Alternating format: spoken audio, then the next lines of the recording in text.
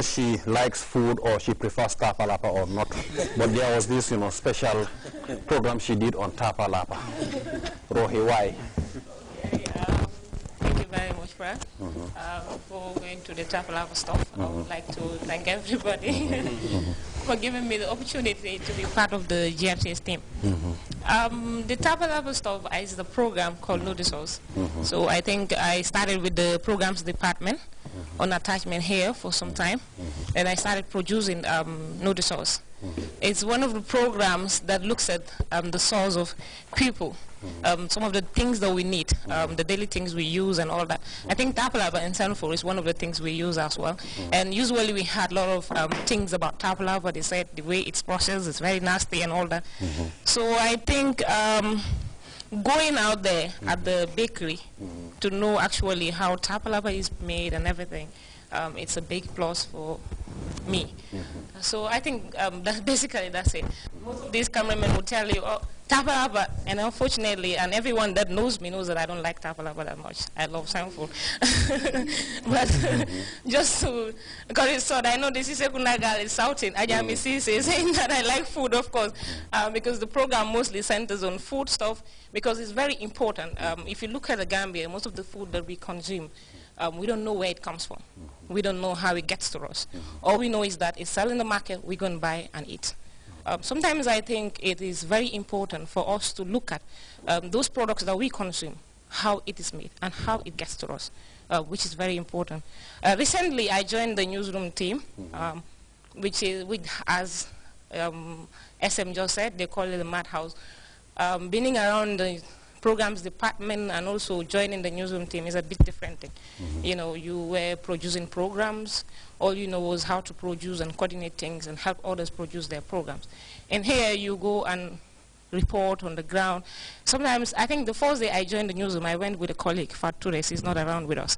The next day, I was sent alone with the cameraman. So I was one of the unfortunate ones that didn't have the opportunity to go with the senior reporters up and down. But I think it's a very interesting journey, and I hope to learn more while I'm here.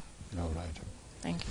Yeah, we also have someone who I believe was in Egypt, Mass Bureau.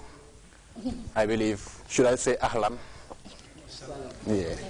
Babakar Kamara, you were there, I believe, together with our wife. Unfortunately, I believe, okay, she's now moved a step, below, one step below. I believe it's like you were there, although you managed to escape at least, the turbulence that, the Egyptians were able to grapple with in the past 2 years. But I believe, even with that also, Egypt was not the Egypt that we used to know. Did you encounter anything that maybe have to do with maybe the insecurity or some of their political problems whilst in Egypt? Okay, thank you very much, Francis. And I wish to thank also my fellow colleagues here present. And also I'll begin by saying Alhamdulillah, praise be to Allah, Lord of the worlds. And also thanks to my parents and my family, particularly my wife and my 2 kids.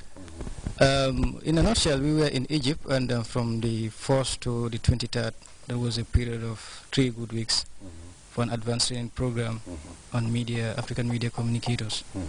Basically, the problem already when we were there by that time, it hadn't started much, because by then they were looking at the draft constitution, forming of the panel to look at the draft constitution itself, and so on and so forth. But also one thing we realized in Egypt was, and there are 2 different things. I think the people of Egypt are quite matured enough looking into certain things, even because even if you go around Tahrir Square, you find people having the strike, or all those others, doing all the parts of the problem, are far different from the people who sit down in their office and do their jobs. So in a nutshell, it doesn't affect, the productive sector of the country. And also we have learned a lot, because we were there representing the Gambia, 2 of us, me and Simaha. But at the same token, we also have some other participants from other 10 African countries. And the program in a nutshell is not only about journalism, it's also about trying to look at how to integrate Africa, through journalism and the like. I think it was a very, very good exercise. Wife and 2 kids a lot. Oh, definitely, I do. And now I'm back in, back. But I believe you missed Madam more. Definitely, particularly in the school. Okay. Mama, I believe it's the next choice, naturally. She's also not somebody I believe I need to introduce. She's the force behind Liheu, our local magazine, local language program in Wolof, which comes on. Jamanoji, sorry, I'm a bit this thing, yeah. I mean, Liheu, I believe, does showcase a lot of things, or Jamanoji, and I believe you have this wonderful segment called Suma Hall.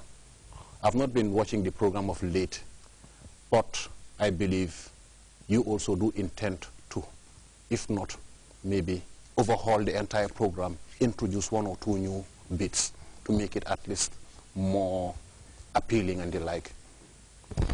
Thank you very much, Francis, and hello to everybody here. I must first of all thank the initiator of this program.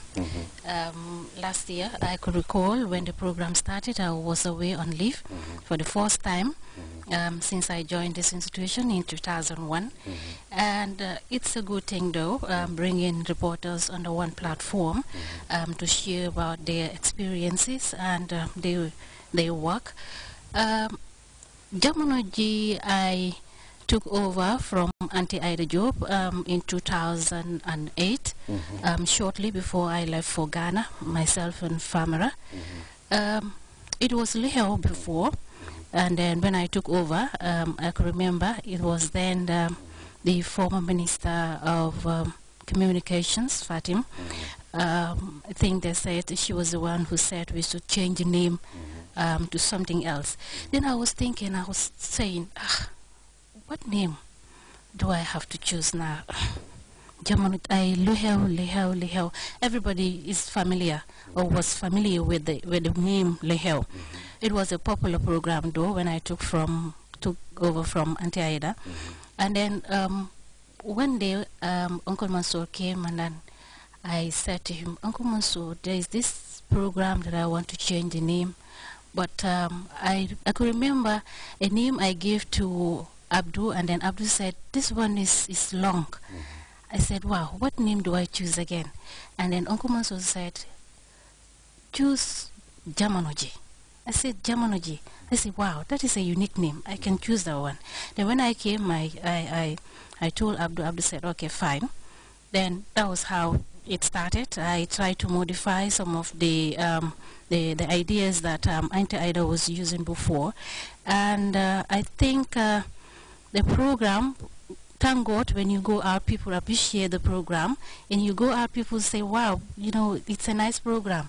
And that alone, gives you more courage, the motivation, to continue with what you're doing. And coming to that segment, Suma Hall, it was Auntie Ida and Mam Jeng, if I could remember. Mam Jeng used to read the letters before, and then they gave me Ramu, and Ramu, alhamdulillah, she's also doing well. Thank God we're changing lives. Yeah. I can remember this gentleman who called all the way from Dakar. Yeah. I believe he was like HIV positive. Yeah. And got to know about the President's Treatment Program through your program. Yeah. Jamanoji. Yeah, and I had to link him to Dr. Mbo, and thank God now he's now he's been cured. At this, yes. Establish the link, this link between him and Dr. Mbo. Yeah, and Dr. Mbo. I believe Ramu wants to come in here. Yeah. Thank you, Mama. Mr. Francis, like you said, this letter of Jamanoji. There is another one Mama didn't tell you.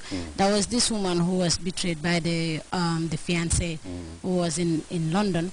And then when they contribute everything, build a house, and it comes to the last minute of this man coming over to Gambia and getting married to this woman, the man just suddenly came out of the blue and came with another Gambian wife all the way from UK, without letting this woman who is waiting for him here over 5 years.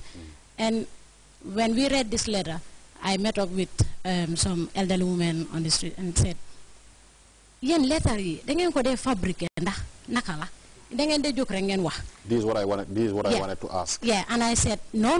We get these letters from people. They call us, or they write this letter, or they come over to the office and talk to Mama, or talk to me and Mama together. And luckily for this woman, before the end of the program,